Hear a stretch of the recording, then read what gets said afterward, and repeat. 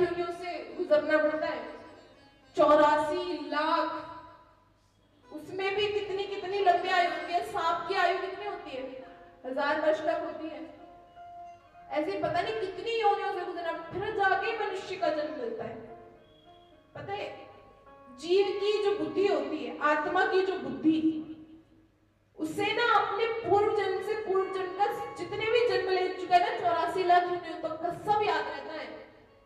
लेकिन जैसे ही 84 लाख योनि पार कर ली, मानव का रूप धारण कर लिया, इंसान का शरीर मिल गया, जब तक बालक गर्भ में है ना माता के, उसको तब भी याद हो कि पूर्व जन्म में वे क्या था, क्या किया क्या नहीं किया, सब याद होता है।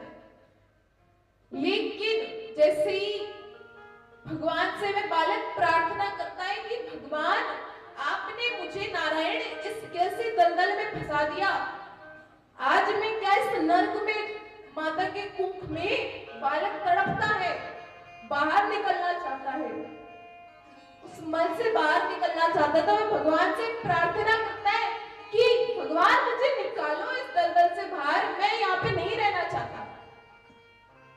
मैं आपसे हाथ जोड़ करके विनती करता हूँ, हे प्रभु, यदि आप एक बार निकालेंगे, मैं आपको जीवन भर नहीं भूलूंगा। आपने मेरे पर कितना बड़ा कृपा की है। तब भगवान जब 9 माह पूर्ण हो जाते हैं, बालक गर्भ से बाहर आ जाता है, तब सब भूल जाता है। व्यक्ति सब भूल जाता है कि भगवान ने उसके ऊपर क्या क्या कृपा की है, क्या क्या नहीं किया उसके लिए। हम 84 लाख योनियां जीते हैं, क्यों? क्योंकि मानव जन्म मिले और हम इतने 84 लाख योनियों में ना इंसान भजन नहीं कर पाता। भजन ना उसको करने का सौभाग्य सिर्फ मानव जन्म में ही मिलता है। क्या आप मगरमच्छ बन गए या कुत्ता बन गए, कोई ना कोई यूनिट में तुम जाना ही है ना। कुछ भी जीव आपको मिल गया बनने के लिए, तो क्या आप भगवान का भजन कर लोगे? या मुंह से आपके राम नाम निकलेगा? नहीं निकलेगा ना। कौन सा जन्म है जिसमें मुंह से भगवान का नाम निकलता है? मनुष्य का जन्म।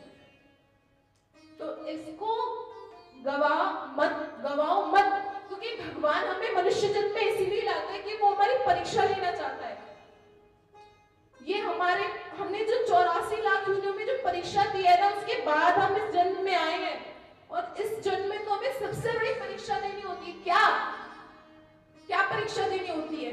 कि भगवान हमें एक मोह माया के दलदल में फंसा देते हैं। फिर देखते हैं कि देखता हूं कौन मेरा भक्त है जो सच्चा है और मैं इस मोह माया के दलदल से बाहर निकलेगा। और बाहर कौन निकल पाता है? हर कोई बाहर नहीं निकल पाता। हम लोग जकड़ते जा रहे हैं दलदल में और भगवान के नाम से होते जा रहे हैं कोसों कोसों दूर। जिस कारण हमने जन्म लिया वही कारण तो हम भूल गए ना। तो फिर हमारे वो 84 लाख योनियों का जीवन जो हमने जिया है वो वेस्ट चला जाता है। फिर उसका कोई फायदा नहीं। फिर वो चक्र चलता है 84 लाख योनियों का। फिर आपको उन्हीं संघर्षों से गुजरना पड़ता है। फिर आपको मानव का जन्म मिलता है। फिर इंसान वही कर्म करता है। तो ये ना परीक्षा चल रही है भगवान की। तो इस परीक्षा को ना समझो। जिसने इस परीक्षा को समझ लिया कि हाँ ये भगवान ना मेरे साथ खेल खेल रहे हैं, क्योंकि भगवान चाहते हैं कि उनको सच्चे भक्त प्राप्त हो। और सच्चे भक्त ना ऐसे ही नहीं प्राप्त हो जाते। ऐसे ही कोई सच्चा भक्त नहीं बन जाता, बहुत परीक्षा देनी पड़ती है। भगवान ना ऐसे क्षण प्रति क्षण प्रतीक्षा लेते हैं भक्तों की।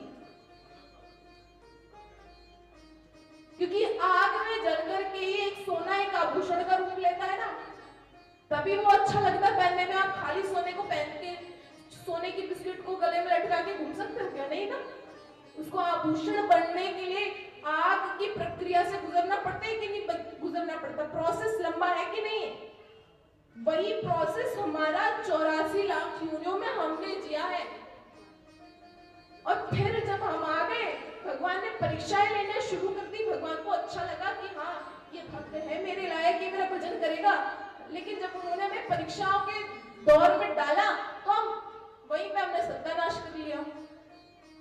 पार्टियां कर रहे हैं, हम मांस भक्षण कर रहे हैं, हम मदिरा पी रहे हैं, एक दूसरे को मार रहे हैं, बुरा भला कर रहे हैं, बस भगवान नाम नहीं ले रहे।